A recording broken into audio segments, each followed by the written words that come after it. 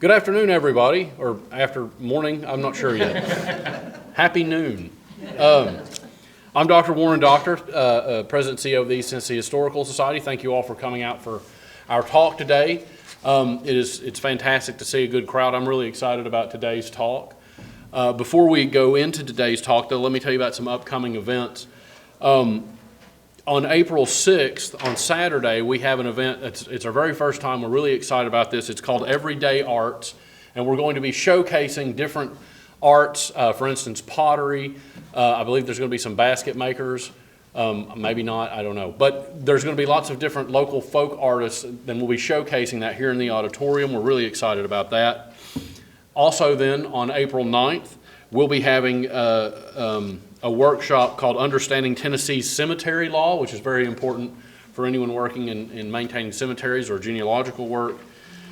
And then on April 24th, we're also going to have a program called Don't Let Me Cross Over, which will be accompanying our exhibition on Carl and Pearl Butler. Has anybody been back to see a Carl and Pearl Butler exhibition? It's a lot of fun. If you like early country music, it's amazing. And so I would recommend, if you've not been back, please go back and have a look at it. It's a whole lot of fun. And also I should say that I think over there on that table, we have some of these calendars that will tell you going up all the way into July, all the different programs that we have going on. So you're welcome to have a look at those. Our speaker today, I'm really excited to hear from. I first met Casey when Lisa brought him into my office and we were talking about his work on early maps and cartography. He's a PhD candidate in history at the University of Tennessee and is a historian of early America.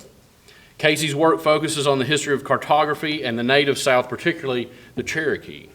His dissertation project is called Given to the Land, Mapping Settler Colonialism in Kudowa from 1682 to 1810. And it examines the relationship between cartography and settler colonialism in Cherokee homelands. And I should also say he's a very prestigious scholar, and I'm not going to sit here and list all of the fellowships because there are many. And he, in my opinion, is an outstanding scholar. He is supported by the National Endowments for the Humanities and has, again, received numerous fellowships at various libraries across the South and has found loads of interesting original maps.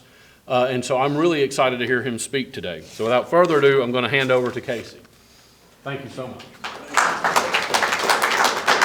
Thank you all. Thank you, Warren. Thank you to Lisa. Can you hear me? Because I'm a walker. Now, you got to get me back over there if I get out. So, had a little breakfast at the Waffle House this morning and to get myself into the East Tennessee mode. What did you have? Of course, scattered, smothered, and covered. You had to, So, needless to say, these fellowships I've had in Providence, Rhode Island, and Ann Arbor, and Philadelphia, and they had no idea what I was saying. So, after spending a month last month amongst the buildings and deciding which parking garages not to walk past, this country boy was ready to get back to East Tennessee. I was happy.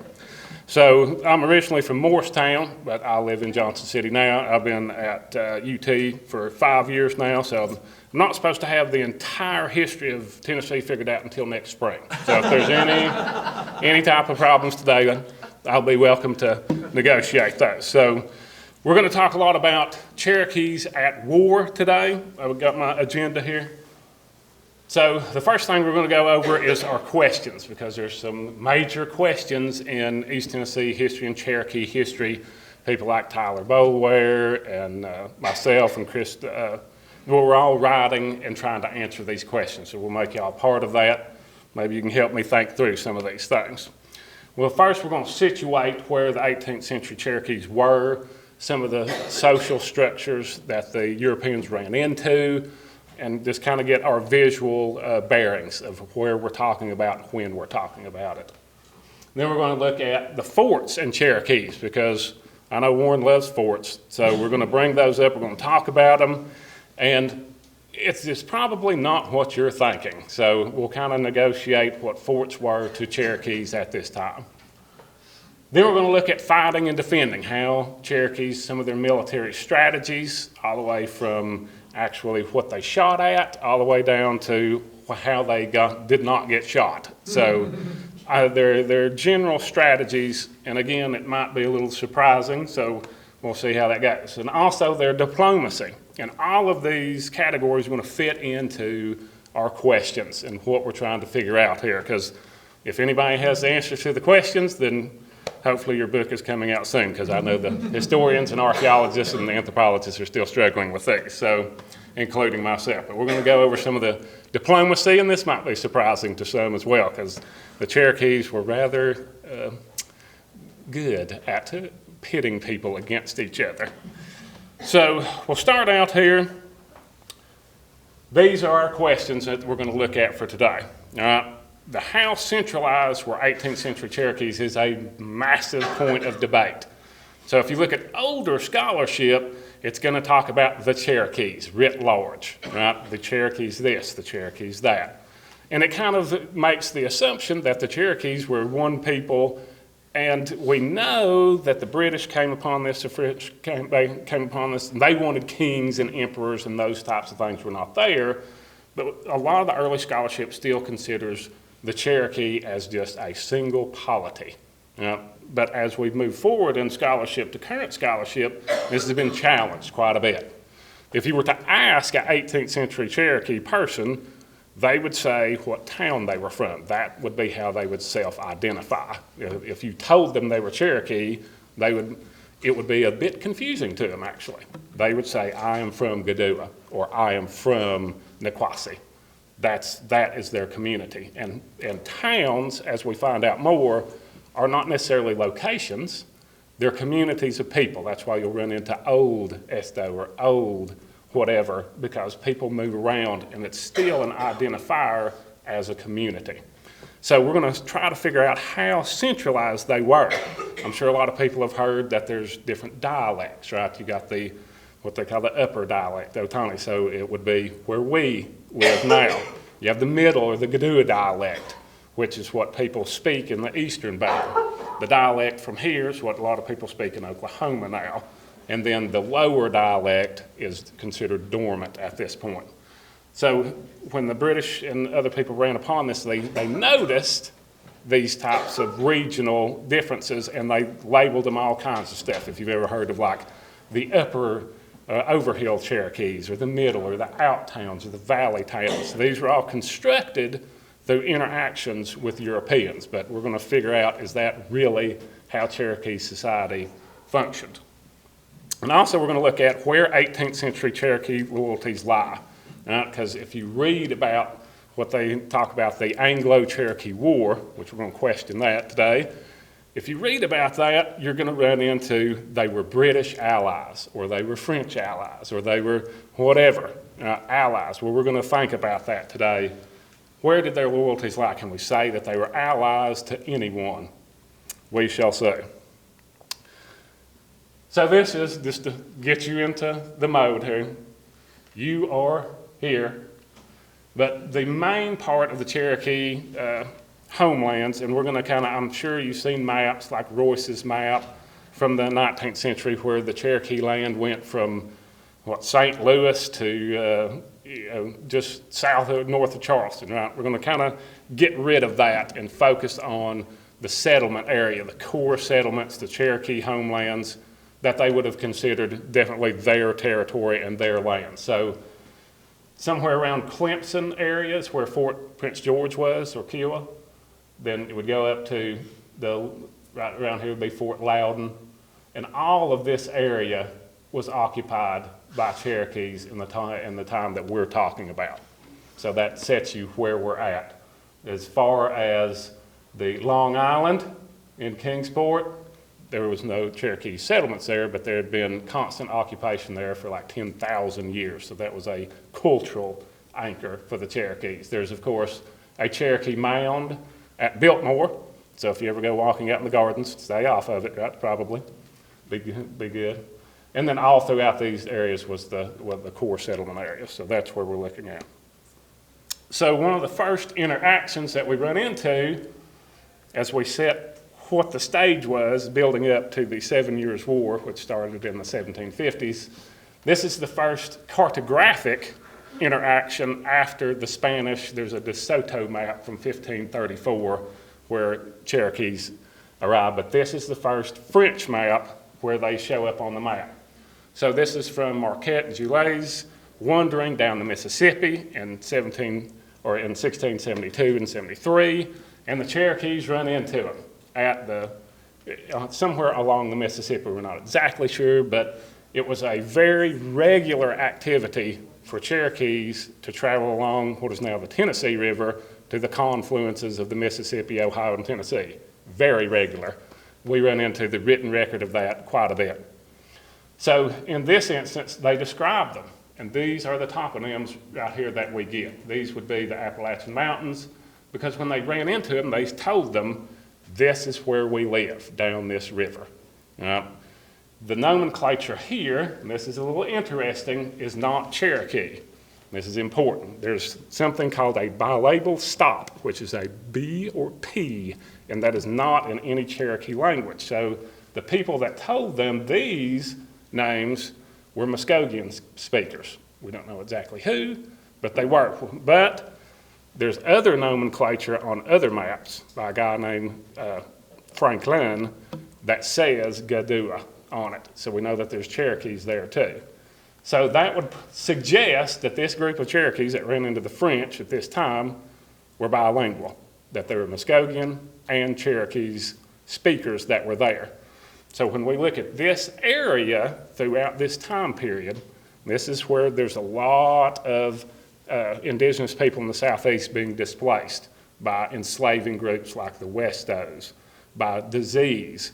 So they're coalescing is what we call it. They're coming together and becoming something new. And this is evidence of that. You have Muskogean speakers, and there's lots of Cherokee towns in this area that have a Muskogean etymology that come from Muskogee. So this is evidence of that. They told them, here's where we live. This would be the Tennessee River. That's the word for the Shawnee. And it says it has mines of gold and silver, which would be nice, right? Along with the cool little buffalo. So here's the actual printed journal. This one was at the John Carter Brown. Yes, I left that on there, good. So this is in French, so if you can't read French, basically the Cherokees were there in a group. It was men and women. They had hoes, they had fusees, guns, they had gunpowder in thick glass bottles, they had whiskey or liquor of some sort, it doesn't say exactly what. And if you ever heard of Chickasaw plums, they had peaches, which he says where was it?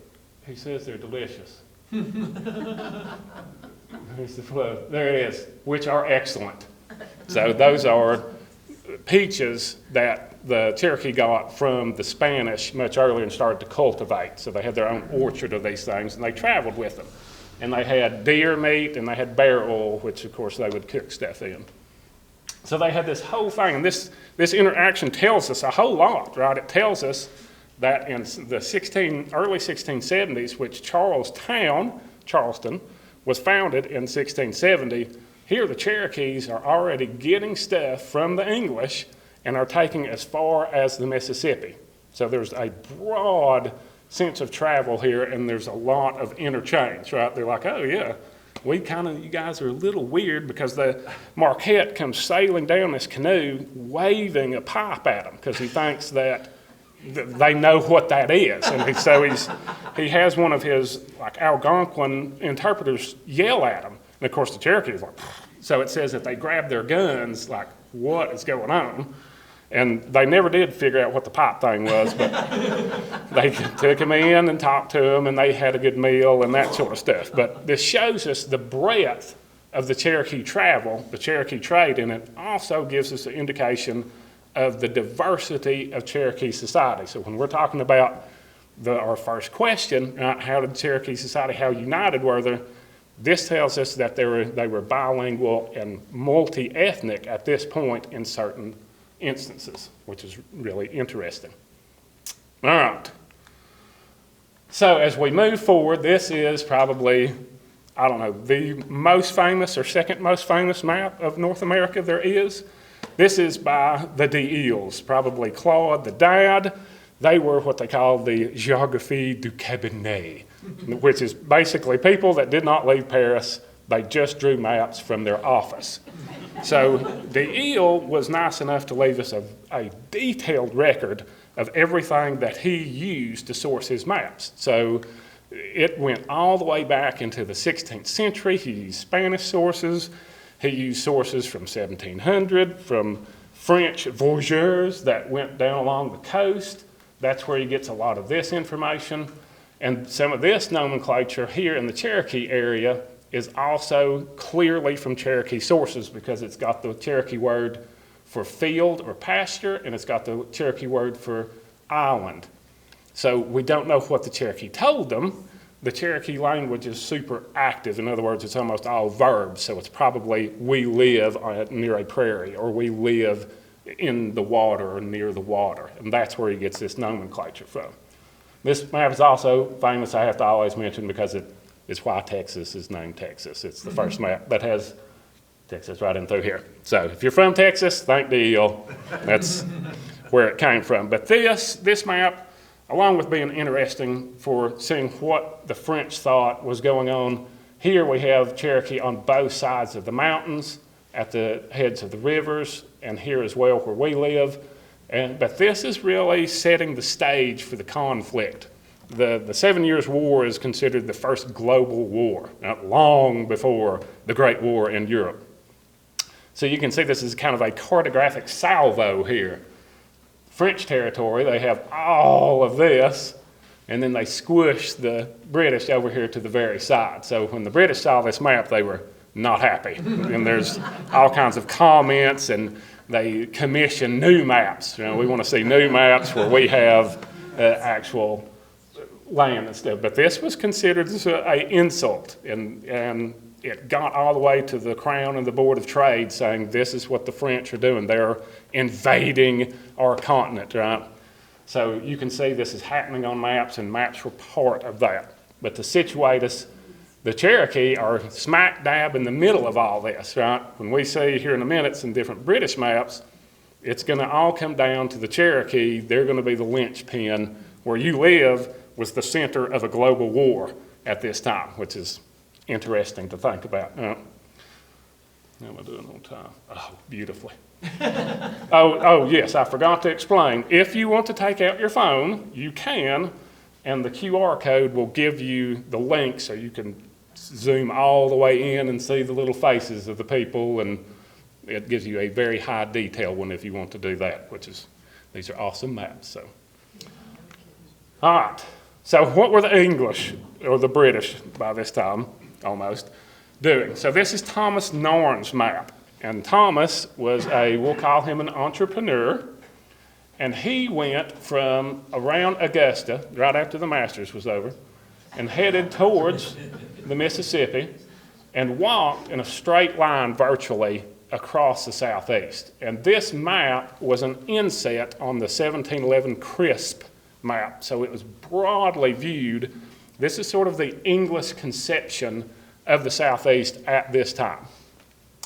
But all he did was walk from Augusta to the Mississippi. So you can imagine if we got up, walked from here to UT, and then I said, well, let's map East Tennessee, it would be a very poor map. So almost all of this information is from indigenous informants. As he went across the Southeast, he said, what do I find if I go north on this river? What do I find if I go south? And that's why you have this oddity here with the mountains going east to west. But if anybody here is from Alabama or Georgia, we know the Flint River does not terminate in the Appalachian Mountains, but the Chattahoochee does.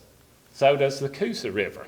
And so you can see that this is all indigenous information that he got, and correct information. Right? If he were to say, hey, what do I find if I go up the Savannah River? You're going to run into the Cherokees in the mountains. On this map you do. So we see a lot of that information coming through on that map. But this is sort of the English conception of the area, and this is right before the Yamasee War, which we'll talk about here in just a second, which terminated in 1715. So at this point, the English are looking for trade partners and groups that will help them enslave other Native Americans. And so that's why he takes this trip. And a guy named Price Hughes does the same thing about the same time, and he made a map, but it's not as good and not as widely viewed, so I didn't put it up there. So this is their conception, and it's right before the war. So the next map is right after the war. Now this is the Barnwell-Hamilton map. There's 4 copies of this. There's only 2 from 1721. This one's at Yale, the other one is in London, and then Georgia has a later one, and Providence has a 1730s version. This is considered the mother map of the Southeast. The nomenclature, the rivers, the names, the towns were used for almost a century after this. So they'll show up in later maps that we're going to look at. But this conception became, this is the Southeast. And again, there's plenty of indigenous information here. Mr. Barnwell was well known for sitting only in his coffee shop in Wilmington and South Carolina and different places. And he got the officials, British officials, got on him sometimes for like, you need to go actually survey. This is what you're supposed to be doing.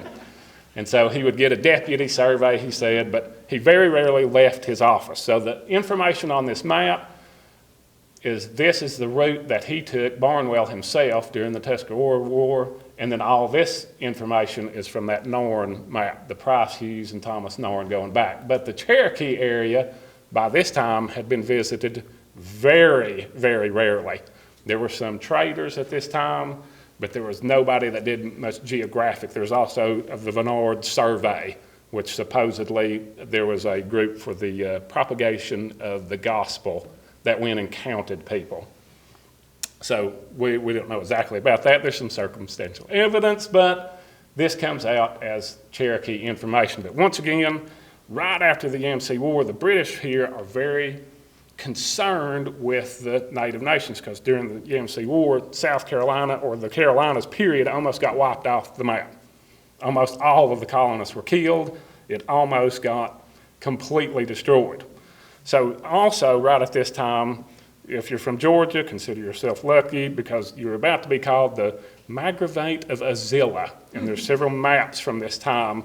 And what the whole part of this was is they said, well, the Yamasee Wars didn't go well because we weren't fortified. We didn't have forts. We need forts. So there's books that people publish saying we have an idea. This guy, this rich guy, came up with the Margravate of Azilla, and they were going to have whole towns fortified and just go in blocks everywhere. Everything has to be fortified. So the Yamasee War really scared the British into thinking this is going to be difficult to continue to settle here. We need to figure out what's going on with the native people. So this map reflects that. You got a lot of information on the Cherokee. Assessing the little text, if you bring it up and zoom in, will say how many warriors it has in each section. And that's repeated throughout here. The Creeks, which it says they're the most violent, obviously because they were the ones that attacked the British. It says they're violent and goes through how many warriors they have. So the Cherokee were actually, if you read the scholarship, it says were allies to the British in the Yamasee War. They saved them, which is kind of true, but were they allies? I don't know, we'll get into that. So this is setting you up right after the Yamasee War. The British were very concerned with the military might of the natives, particularly their buddies, they thought, the Cherokees, and their enemies, they thought, the Creeks. And then out west, again, looking for trade partners and wondering what the French are up to at all times. All right, so as we progress here a little bit, this is George Hunter's map from 1730, and this kind of gives us some clues into what type of prying the British are doing at this time. They're trying to go through, figure out who lives where, how much power they have. He took a jaunt up the Santee River, got into Cherokee territory, and then the rest of this is mapped from an earlier map. But this shows at this time there's more interaction. Until about this time, the Cherokee and the British did not interact a whole lot. But now you're really ramping up the deerskin trade. And 1 year during the 1730s, there was 56,000 some deerskins delivered to Charleston just by the Cherokee, which is a lot. And we're going to talk about that because they didn't like carrying them there, as you can imagine. So the final part of setting you in is this is the British answer to Deil's map. They said, oh heck no, this is the continent. So John Mitchell's map, this is the most famous map. This map was used at the Treaty of Paris in 1783 to draw the borders of the United States. This was the map laid out as they talked about it. The nomenclature here would look familiar if you zoomed in because it's taken straight from the Barnwell-Hamilton map. All of this is plagiarized by earlier maps, but you can see what the main thing is here. The message is that all of the colonies, according to their original charters, go all the way to the Pacific Ocean. This is British territory, and now Louisiana's stuffed over here. So once again, the Cherokee at this time, when you the start of the 7 Years' War, are the linchpin. They're right in the middle of what everybody is claiming. Now, there was even a book, if you were really rich, that you could buy, and the first page would have a map that showed just the indigenous people, and you rip that off in front of your drunk buddies, and the next one is the Eels map showing Louisiana, and you rip that off to reveal Mitchell's map and the British owning of North America, which would, of course, have been quite a surprise to all the native people that actually lived there. All right, so let's talk about forts. This is a map that was drawn right after the 1760 invasion by Colonel Grant, which we'll get into. But the main thing that we have to think about forts is they were very differently conceived by Cherokee than they were by the British. So the British conceived them as defense, right, as owning the land. We saw after the Yamasee War, the plans were we have to fortify everywhere. That's going to save our settlers. But the Cherokee saw forts a little closer to, say, Walmart. These were nodes of commerce, right? They were spaces for Cherokee women. They were spaces for Cherokee traders. And they wanted the forts built next to their towns. They would come to Charleston, they tried to get Virginia to build a fort, which Virginia did build a fort next to Fort Loudon, but the Cherokees considered it, I guess, a Dollar General store more than Walmart, and so they ignored it and tore it down. But they solicited people to build these forts within their territory, which is tough to imagine, right? Even with somebody you're kind of friendly with. If, France said, hey, we're going to build a military base in Knoxville, we'd be like, I don't know about that. So they saw them as nodes of trade, and they solicited them to be built there. And when they built these forts, the British built them on models that were supposed to go against other European powers. That's why you see the way that they're designed, right? So they're designed to take control of this river. They're designed to withstand cannon fire, right? Like the Cherokee's going to roll up with a tank or something. And that's not what was going on. They didn't consider the fact that the Cherokees could surround it and they couldn't eat, which we'll get into. But so that's how the British conceived them as defense for the area, as being part of the owning, and also as defense against the French. They were always worried what the French were doing. But the Cherokees wanted them there at this time. Please build a fort. This is where we can trade. For the women, this is where we can find men, which we'll get into. So they have very different conceptions. So this is a plan of Fort Loudon. And this is, of course, the one that is near here, right? It's inundated now, but you live very near it. This is DeBram's original plan. The fort didn't turn out quite this, what would you say, nice, elaborate. But what's interesting here is it has, you see the M right here, which is this building. It's labeled the barracks for the Indians, okay? So they had a place in their own fort for the Indians to come. So we'll hint at why that might be here in a little while, but there's also labels of where the pass from the Cherokee towns were. So these were set up for commerce in the end. The Cherokees wanted them placed in certain sections. So there's a different map of this that shows a larger area, and Warren asked about this, but DeBram was concerned with cannon fire or different types, like a French ship coming up the Tennessee River. But as far as the Cherokees, he wanted it placed near briars because he said that he thought that the Cherokees fought naked and wouldn't run through the briars to ever find them. So he goes, if we put up a wooden palisade that has reeds and briars, we're safe. So a very different understanding of how combat worked between the two sides as well. So you can see within this plan, this is a fort, yes, but there's a place for the Indians inside the fort, which is interesting. You know? Here's, everybody loves Henry's map, so we'll show it. This was after the fort was destroyed, but you can see the approximate location to all of the Cherokee towns that surround it.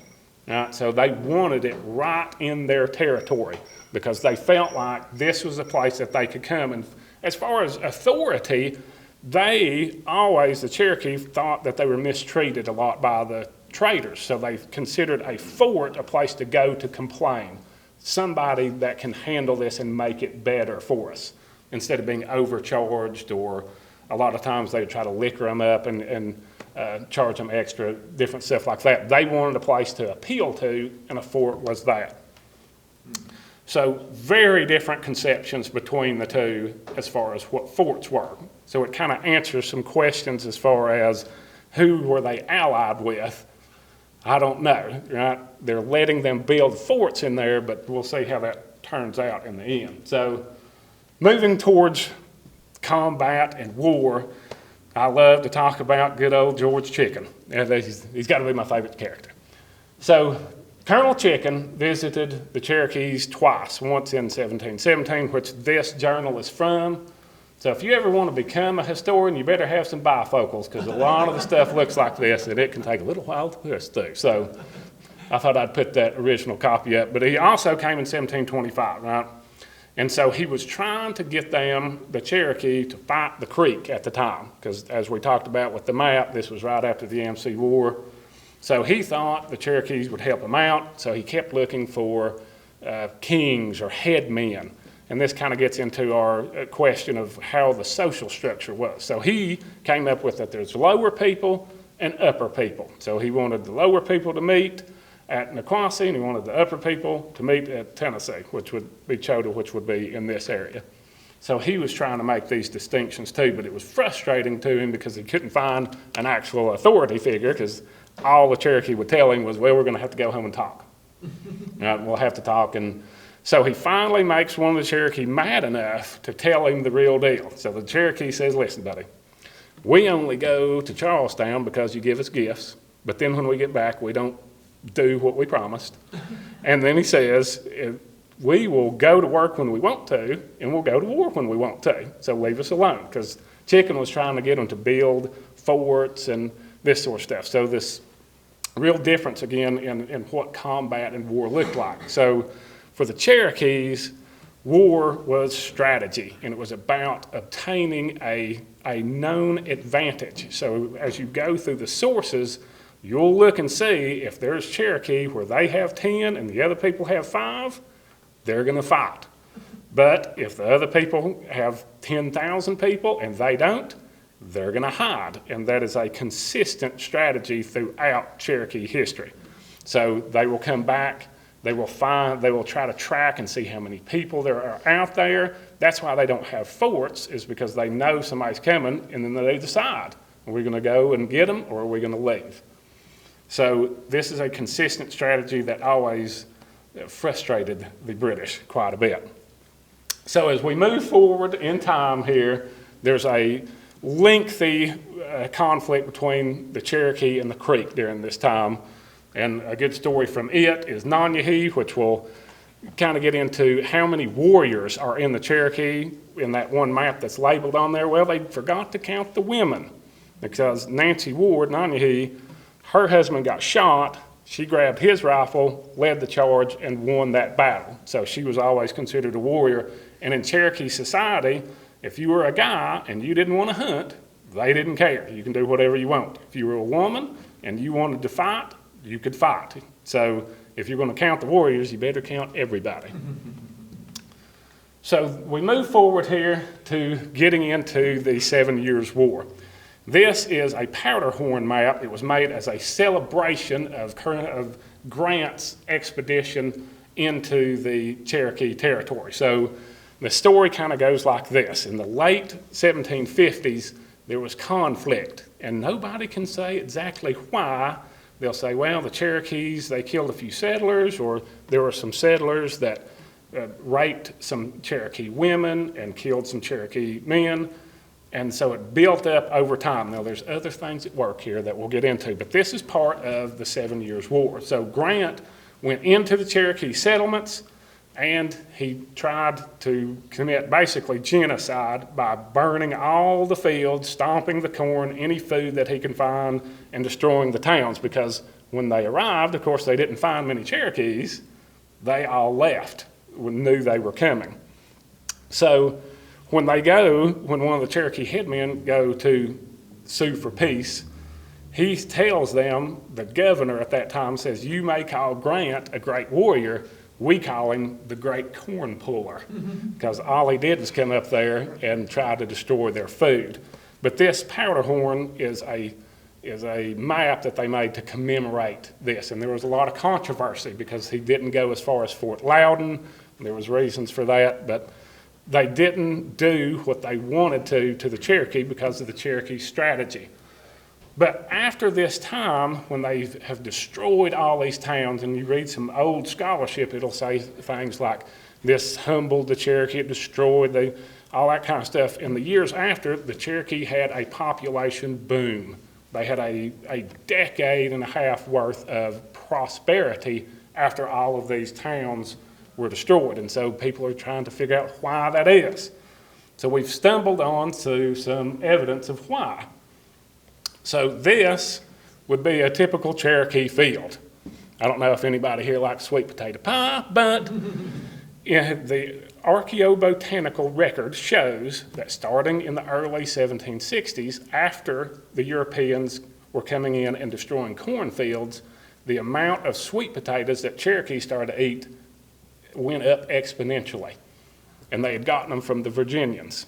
So basically, in a cultivated area, if you let a sweet potato vine run amok, they can get 40 feet long, and they look like this. So if you're trouncing through as a colonizer looking for cornfields, you're not going to find these, right? And they can leave them in the ground for months at a time, and they're still good.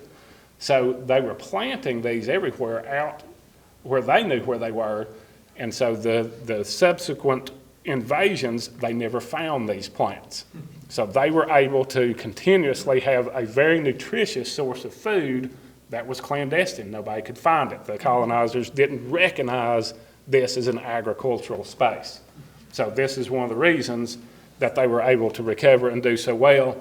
And during the 1776 invasions, which we'll get to, the Cherokee by that time had actually made pits underneath their houses with stone lids that they found remains of potatoes and sweet potatoes in, so they would hide them under there. Even if you burnt the building, you still couldn't get their potatoes. So they ensured that they could have that. So this is DeBram's map from 1766. So this is after that initial conflict, right? And this is hand-drawn on vellum, which is animal skin. And DeBram was the guy that designed Fort Loudon, and he was part of all of this conflict. And a note on this one is you see a marked hole going right here of no settlements. If you have a guess of what that would be your 1763 proclamation line, right? Which he would have known about and said, oh yeah, everybody's on one side of that or another, don't worry. Because these are all the settlements that had been destroyed. And that's Fort Prince George, and then Fort Loudon is up here, which at this time would have been destroyed as well. But this gives you a setup of in between these two conflicts. So initially, everybody thinks, well, the Cherokee were the allies, but then it went south. And then as we move forward towards the American Revolution, the rebels, I guess, which the British would have called them at the time, decided to do a four-pronged invasion of Cherokee territory, which Rutherford was one of those. Colonel Christie came through here. But they had a hard time finding the Cherokee once again, right? So this is one of the provisions that you're supposed to turn in. I thought it was pretty funny because, yes, we need bread and we need beef, but the biggest column is for whiskey. So if you're going to conduct a excursion into Cherokee territory, apparently that's a pretty big deal. So Colonel Christian went through here, and it's almost a comedic story because they have about 1,500 soldiers. They had to stop 3 or 4 times. I read this in his orderly book, to dock people's pay because they kept firing their guns at everything. And once one person would fire their gun, everybody go, oh, it's the Cherokee, and everybody would fire their gun. So they're going down through there, and also he says that we started banging our drum, right, to keep in step. So you can imagine there's about 1,500 young, half-liquored Virginians marching through the Tennessee wilderness, banging on drums, and to their astonishment, when they get to the Cherokee towns, the Cherokee are not there. So he gets mad because the Cherokees are suing for peace. They want to know, and they're like, well, you can't sue for peace if you're not going to fight. So in this excursion that we call the Anglo-Cherokee War, this whole excursion, there were 3 people that got hurt. 2 of them shot each other, and 1 of them shot himself. They're all American. There was no Cherokee, so it makes you kind of question whether we should be calling this the Anglo-Cherokee War. That sort of evokes this massive organized military conflict, right? So he finds a few towns, getting back to the organization, and burns the towns that he considered were against the Americans at that time. Right? Little did he know the sweet potatoes were protected. So it, again, did not fully humble the Cherokees. They made it sound like it did. So in subsequent treaties, they even had to write paragraphs saying the Cherokees recognized that we went in and militarily defeated you. And if you have to say that, there might be a problem. So this was kind of propagated by stuff like this. This one I did not give you the handwritten.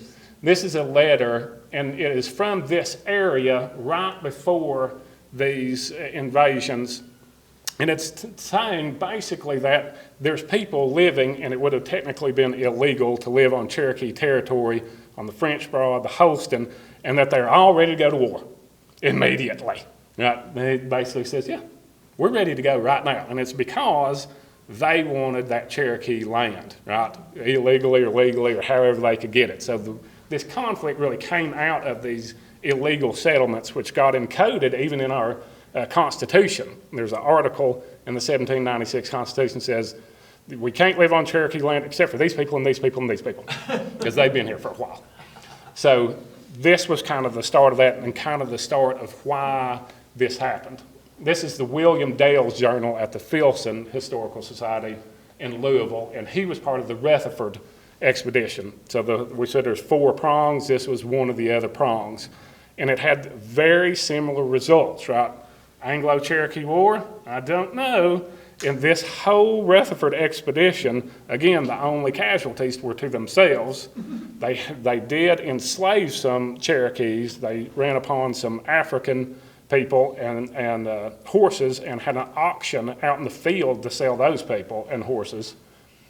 But as far as conflict, it didn't really happen. There was no major conflicts in any of this other than one skirmish at a gap, and it didn't involve the Rutherford expedition. And in the record, not Dale's, but another one, the Cherokee were firing at the pack animals and the flour baskets, the supplies that the Americans were bringing. Basically, if they knew if they got rid of them, they'd have to go home. All right, so again, this strategy of getting an advantage rather than leading head on into combat.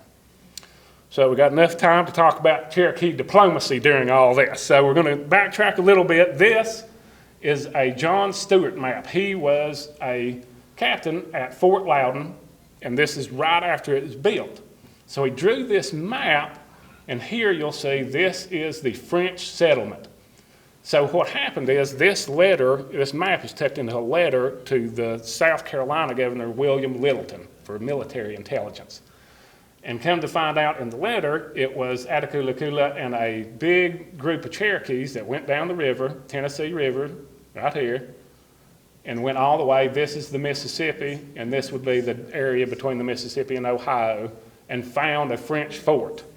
So they came back to Fort Loudon and said, we found the French. We want to help you destroy them. You've got to give us guns and ammunition and supplies. So this is the map that was in the letter to the governor saying, you've got to give the Cherokees supplies. The French have built this fort right here, and this is right after the start of the 7 Years' War. So they didn't send them any supplies. And of course, as you know, right after this, you had the 1760 excursion, the downfall of the Allies. Well, we have an indication why that may be. This is also in the William Littleton papers, and it is an agreement of an alliance between the Cherokees and the French that they signed about 4 months before that map was drawn. So a group of Cherokees had also gone to a fort in Alabama and then on to New Orleans and said, we know where the British are. They built a fort right in our house, and if you'll give us guns, ammo, and supplies, we'll help you beat them. So this was intercepted on a sloop and delivered to William Littleton, so he knew about this. So in 1760, part of this alliance that went down was a lot of the Cherokee headmen went to Charleston. Littleton had this paper, and he actually kidnapped them and imprisoned them, then marched them back to Fort Prince George, where they all died of diseases, smallpox. And of course, this was not popular among the Cherokee people, but this was their diplomacy, right? Not only were they pitting British against French, but they were doing it for their own benefit. So there's a lot of questions as to whether or not this was a galvanized movement, because anytime you go to the sources and ask the Cherokee, well, this town has attacked, these people have killed somebody, the answer will always be, well, it wasn't us. It was the lower people, or it was the people from this town. But this would indicate that might not be the case, because the people were in cahoots. The same headmen that were going to the British forts were also going to the French forts. So who are they allied with? I don't know. So got a couple of minutes for the final map. So this is the McMurray map. It is the second map published in the U.S. after independence, which happened in 1783. This is the map that they presented to the Cherokee at the conference at Hopewell. And in the notes to this, it said it took them a long time to explain to the Cherokee what the situation was, which you can imagine since the Cherokee are gone. And it just says the U.S. in the inset. So this is a large map. They would have laid it out on the table and said, you are under U.S. rule now. So what is interesting is that the Cherokee said they were happy. They didn't want people on their land anymore. So even Nonyehi was at this, Nancy Ward was at this conference and said, this is great. Just stay off of our land. We're glad somebody's in charge here. So again, you kind of see this, we're going to either disappear or we're going to know when we're going to fight, and our diplomacy is to be self-preservationist. And they asked the Cherokee to draw a map, and this is a colonized map for sure. It shows up in the American state papers, but Nonyehi, Attakulla, and a bunch of Cherokees drew this map and showed that this is their territory, and they wanted to draw a boundary even at this point. All right, so when we get back to our questions, to circle back, who were they allies with?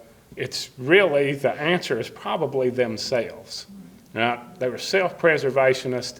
There's a lot of indications now that say they weren't allies to anybody except for themselves. And when we talk about the separation, it seems more and more clear that the social separation was used in convenience with foreigners. That it would be more like a family of 12 kids where they can fight amongst themselves, but if anybody says something about one of the brothers or sisters, they're all against them. You know? So as we continue to develop how we see this, not only their social organization, but who they were allied with, it becomes a complex question, because a lot of times they were duping the people that they were talking to, the Europeans, saying, oh yes, it's somebody else. But in the end, the sources show that we can't really think about the Cherokees as a solely polity. It's a complex, multivalent society that we have to study from different angles. So, thank you. I will take your many wonderful questions. Yes? You know, when you talked about that, what was the social structure or the hierarchy of the Cherokees for making decisions? Was it really, in the stereotype is all, it was collective, like warriors to warriors, or, you may have a chief, but how did that kind of work? Well, we don't have a whole lot of sources where somebody sat and watched it. Yeah. So we have to kind of infer some things. So first of all, it was a community decision. So an individual community. And there were communities, we can't think of them as towns, got to be communities, because there were towns with multiple council houses sitting right next to each other, which these people would have said, I'm from this town and I'm from this town, but you're right there. So, and there was lots of people involved in this, and women were a mainstay of this, right? This was a matrilineal, matrilocal society, so that's one of the reasons we have these linguistic differences, is because grandmama, then grandma, then ma, then they all lived in one household for many years, and so you don't get a lot of diversity, but these women were in on these decisions. Nanya, he was at the council at the Hopewell. So what they would do is the people would come, the British or the Americans, and say, here's all our demands. And time again, the Cherokees would say, well, hang on, we'll get back to you tomorrow. So they would all go, women and men, and talk about it. And they would come, didn't have to be unanimity, it just had to be kind of a general consensus.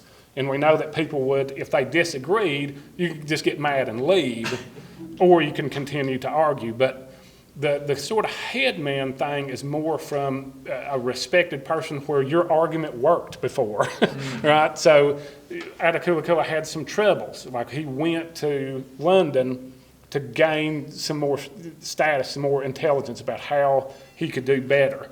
But when his diplomacy didn't work out, then people were like, I don't know about this, right? So Dragon Canoe was like, and left.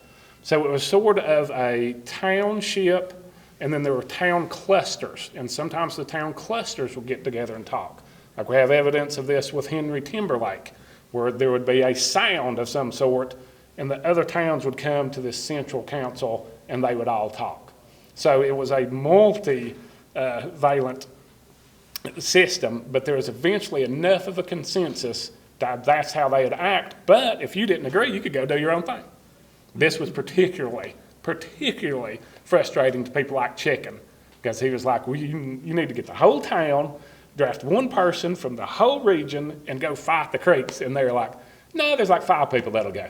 So, but hopefully that answers your question. We don't have an exact, but we know it was sort of this consensus, and we know it was just as many women as there were men talking about it. Yes, sir.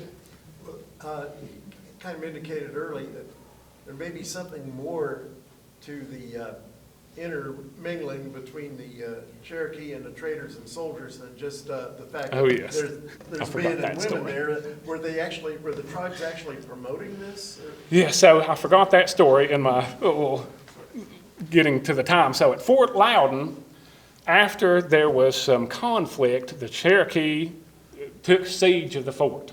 Right, this is in 1760, right during this time. So what happened was the Cherokee men were starving out the people, starving out the soldiers, but there were women that had their partners in the fort. So this was a very regular thing. The women wanted the forts there because they could have, they weren't husbands, they were baby daddies or partners or however we want to say it. Again, a matrilineal, matrilocal society, they could do whatever they wanted to. And their kids lived with them and their mom, right? So they would pick these partners, and so the women were taking supplies to Fort Loudon soldiers. And the Cherokee men were like, what are you doing? No, this is under siege, and we're trying to kill these people. And the women are like, well, that's too bad. Because we like them, and we're taking it, and if you do anything to us, our brothers will kill you. And the Cherokee men were like, dang it. Yep. And so the siege lasted much longer because the women who had their partners inside there were bringing them stuff all the time. Corn, stuff to eat, blankets. So that's why you see those barracks, is because the women, they interacted not just for trade, but also for procreation, to be, blunt. So they liked having those people, and they liked having children that were able to be interpreters and be in both worlds. Like Nancy Ward, the beloved woman, she is Nancy Ward because she got married to a white man, had kids, but she also had Cherokee kids. So she lived in both of those worlds. And those trading posts to them, forts, were a node for that. In the back. So your sister, Oh, no. your big sister, enjoyed your presentation today, and she just wanted the audience to know that you've been fascinated with maps since you were a small boy, Weller, Stellar, all kinds of maps. And then it sounds like your passion for history, also it sounds you have a passion for history. You took a college class together about 30 years ago, and she was a senior and you were a freshman, and she had to feverishly take notes and barely pass the class, and you didn't take a note the entire time. You knew everything and aced the class. Just to let you know, my sister has a PhD from UT and is a professor, so she's exaggerating a little bit. But thank you, big sis. Yes, let's get. I got a question. You mentioned the microbate of Azilla. Yes. Can you talk a little bit about, you said there was a book published calling for the use of forts of defense. Can you elaborate on that? Yes, I can send you the images of this particular book and everything, but on the Herman Mole map, which was 1720, it shows up. And so this was outside of Carolina. There's two different schemes to found colonies outside of Carolina. There's a map, the Daniel Cox map, C-O-X-E, and he was going to call it Carolina with an A. And so you get that map, and Carolina was going to go from South Carolina's border to Mississippi. And he was kind of a land grabber, swindler type person. That didn't work out. The other one, I can't remember the guy's name, but it's in the book, and it shows up on many of the maps, this Magravate of Azilla, and this was the second plan. This is before Oglethorpe actually founded Georgia, and it was in this area. And yes, there's a book, there's a whole plot of how they're going to do it. You get like 200 people. If you're one of the buddies, then you get a bigger plot of land. If you're just a normal person, a little smaller plot of land. But everything is within these squares of forts. And so there's a illustration of how this is going to be. And so once you found one section, the next section links onto that, like your neighborhood's fences around the houses, right? And you go on and on and on until the entire state is covered with these things, was his plan. What's the title of the book called? Or the author? I will look that up. I'll See, send it to you. It's a really interesting read. It's like a early 18th century brochure for come here and we'll live in these forts and we'll all be profitable. But yes, I'll send that to you. Yes, sir. So you talked about the dynamic of the Cherokee not really seeking direct conflict and fading away when they needed to. When did that strategy start to fail and they really became, overcame by the Americans and All right, well, that dynamic yes. evolved? So my dissertation will be out in the spring. But let me see if I can summarize this.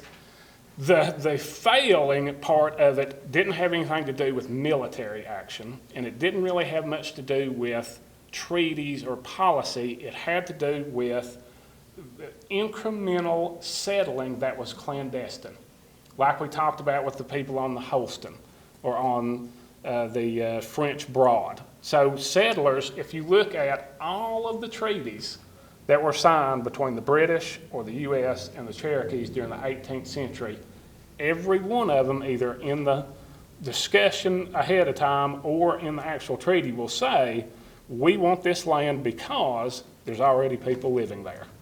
So people were moving onto their land and crushing their cultural space. It was taking over linguistically. You had a matrilineal society, and the Americans or the Europeans were a bilateral society, so that interrupts that. So their social space to be able to maintain this Cherokee culture just got eroded by simply people just moving in, right? And when they moved in, they changed the land tenure patterns. So you went from Cherokee agriculture, which I have in chapter 2, to a plantation style, enslaved labor, which transforms the land by the types of animals that you use for that and how you privatize it. Right? So if you go back in the early land records, what they would do is they would say, well, we're going to kind of just move here, and people would open land offices no matter what. I don't know if you've ever heard of the state of Franklin, but you live there. Right? So people like Blunt, I'm afraid, and Sevier, they would try to open their own land offices. They started their own state to try to do this. And when the U.S. would not let them in, they contacted Spain. They said, well, we can get the help of the Spanish Empire to make these land titles legal. They were looking for anybody that would make their claim to hundreds of thousands of acres legal. And people the whole time were moving on. So when the Cherokees kept getting backed up, and squished, if you will, culturally, that eventually made it to where there was demographic ascendancy of the Europeans, and they didn't have enough cultural space. So they either had to head to the deep mountains, where you had a very small part, or you had to go to Arkansas or Oklahoma. So I ran into, and hopefully this will help too, petitions when I was in Philadelphia. So the Cherokees and other indigenous people would come to Philadelphia because it was the capital, and right after the turn of the century, and write Thomas Jefferson. And so there were two different Cherokee delegations. There was one that were called the traditionalists that said, we want to have our old life. We want to live the way we want to. We want to move to Oklahoma. And then there were the peoples that said, we want to change to the plantation style. We want to get, quote, civilized and stay here. And they were writing Thomas Jefferson saying, this is what we want to do. We don't trust these other Cherokees, which gets into the social structure. But hopefully that answers your question. It wasn't a military, it wasn't policy, it was this incremental people settling and crowding them out over time. Hopefully my book will be out for 2 years. Yes, sir. Well, the stories, you were talking about the type of warfare where if they had an advantage, they would fight, but if they didn't, they would tend not to. But was it something to this history of retaliation, such as, well, you killed 7 of ours, so we're going to go kill 7 of yours? Was that part of it also? It's, all right, so there was the clan system, which we don't know a whole lot about. 7 Cherokee clans where there was, it's sort of there, since you didn't have a hierarchical political structure, it was kind of there the police force. Right? So if you killed another Cherokee, then it was the family's obligation to make it right. And so when this got translated into the European context, it's not the same thing. So basically, a lot of times what would happen is a settler or a trader or something would move on to Cherokee land, do something wrong, or the Cherokee would do something wrong to them, and there was violence and somebody got killed. Right? And then after that, it had to get escalated by both sides. Right? If you were a colonist and there was a farm of women and children that were killed, you're going to write the governor and say, where's the militia? Right? We get a lot of those letters. Hey, send armies, send guns, we need to defend ourselves. And on the Cherokee side, if it went bad, it was up to the family to make it right too. So it kind of got bled into what we think of as conflict between like 2 nations or 2 peoples, when it's really more of an individualistic conflict, right? Almost like if a crime happened today as opposed to a military action. In our mind, we know the difference between that, but it kind of bled together at that time. Does that make any sense? Oh, good. So you mentioned evidence of Muskogee interaction. Do any of the early maps show artifacts or latency to Yuchi influence for pre-groups? Oh, yes.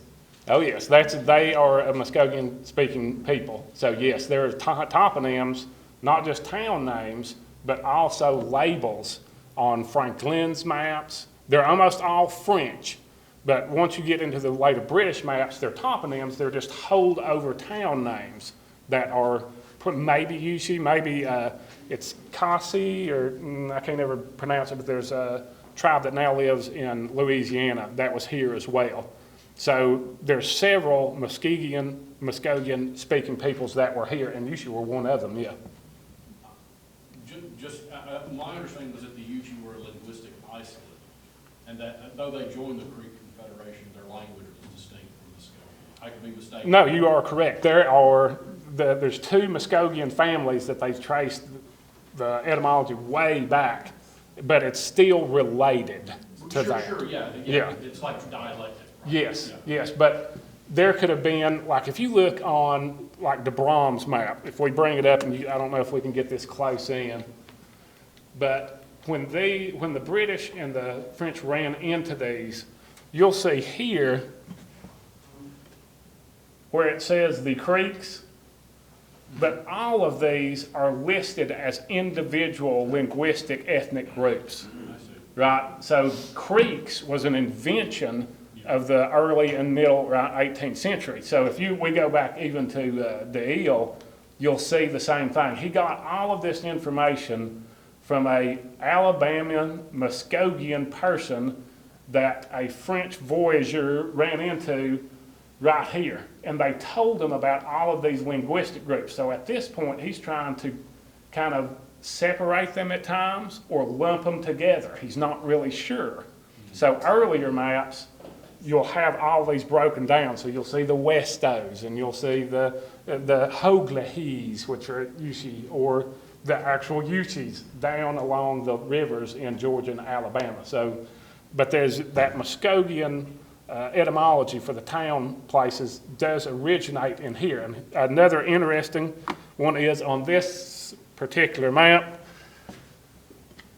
This is on the de Bram map, and this is also on John Stewart's map, both of these people were in the area. If we look right here at the Clinch River, a lot of maps will, and this one does too, it says up here at top, the Enemy River. If you've ever heard of the Enemy, the original name is right here, Anaguski, which is the Cherokee word for creek, or Muskogean speaker. That's what Doyi told me. He's a Cherokee speaker. So the Clinch River had Muskogean people there, and that's how the Cherokee named that river. Which ones? We don't know. But one of them. Anybody else? I know there's some other good questions. Well, Yes. so I've been doing research for family history for a long time, and there's a guy who was arrested in the state prisons, and there's a book upstairs about all those prisoners, and they give a bio of them. And so this fellow says that my family were living in the old Yuchi fields. And this is Monroe County, where he's from. Do you know what that would refer to? There was Muskogean people that went all the way from this area all the way over to like the Nashville area. So, and then they moved initially down to the Savannah River, where we pick them up, and then again to somewhere in Alabama, and then they kind of got wrapped in with the creeks, even though they would say that they are not. There's still a Yuchi band around, so. I'm thinking it was around Ray County was what Yeah. he was referring to. So that might be a reference to an older occupation for sure, which is interesting. Casey, Yes. if you have any more questions, the people on Zoom ask if you could just kind of repeat them. Oh, sorry. I can't hear the questions. Gotcha.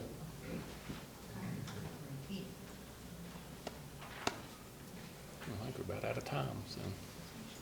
One more, yes, sir. Well, this is a real basic question, because I don't know much about Indians, but as a tribe, how did it sort of place with all Indians a size? How big a tribe was the Cherokee? So he's asking how big of a tribe was the Cherokee at that time. They were the most populous in all of the Southeast. Now, we don't have an exact number, but it would have been, north of 10,000. So they were quite populous. They didn't get hit because of their homelands in the Appalachian Mountains with some of the initial smallpox and other diseases until really into the 18th century. So they were quite numerous and much more numerous than, say, like the Chickasaw or some of the other, the ones that we hear about a lot. So they were a large population, yes.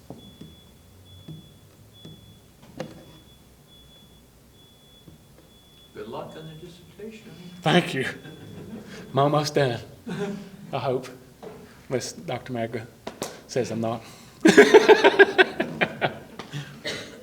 Well, thank you all very much.